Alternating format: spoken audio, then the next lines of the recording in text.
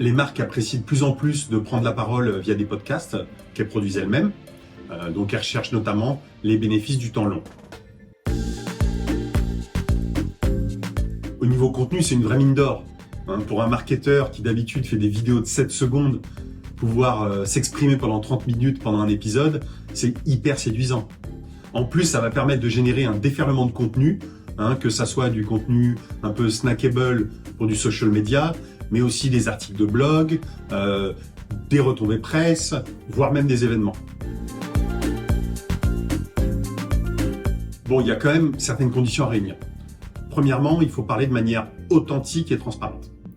Deuxièmement, il faut quand même s'engager un minimum dans la durée, je dirais une saison complète d'épisodes. Troisièmement, une fois passé l'étape de la production, ne sous-estimez pas les efforts et les investissements nécessaires pour faire connaître le podcast. Quand je pense au marché belge, qui est un marché qu'on connaît bien chez TargetSpot et qui est bilingue, je pense qu'au niveau budget et ressources, les conditions ne sont pas réunies pour faire d'un podcast de marque un succès.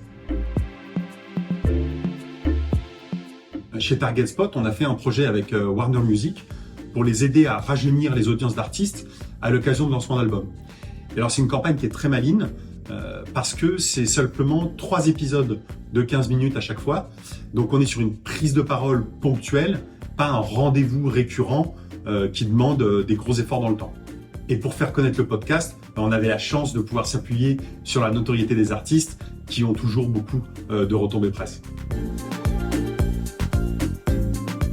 Oui, ça fonctionne très bien pour des niches B2B. J'ai en tête une petite agence de performance marketing qui fait un podcast sur l'actualité digitale pour une audience de marketing manager et pour eux, ça produit des super résultats.